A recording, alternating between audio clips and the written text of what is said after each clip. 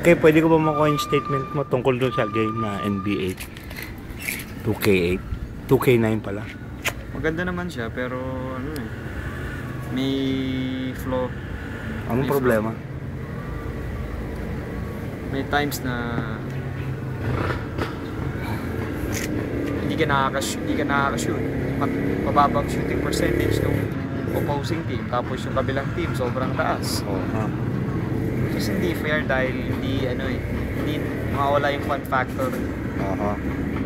So I guess magagalit talaga yung hindi perfect yung game. Wala. Okay na yung realism, kaya lang yung Ano ba masasabi mo sa Houston Rockets? galing sila pero parang magaling pero hindi overrated masyado yung pagbibigay ng lahat na lang ng bigay ng bola, paso. Pwede mong bang sabihin na ang larong yan ay kalokohan?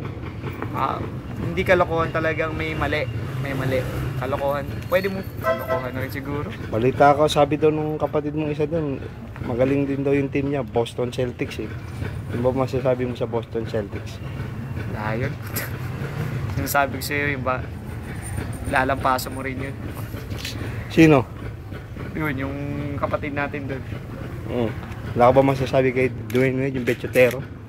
Bechot ka lang ng bechot, pare. Sige lang. Another set of Kambals na naman. On the way. Ikaw, Bibi, mag-ready ka na dahil makakatikim ka na naman ng talo, kala mo.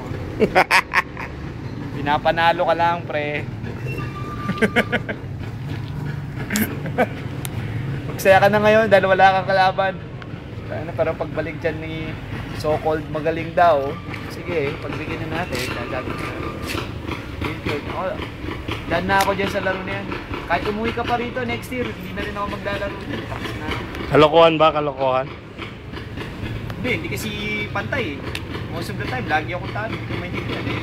Kasi NBA team, hindi makakashoot. Carmelo Anthony, naging 85%, tapos one time, naging 94%. Ano yun?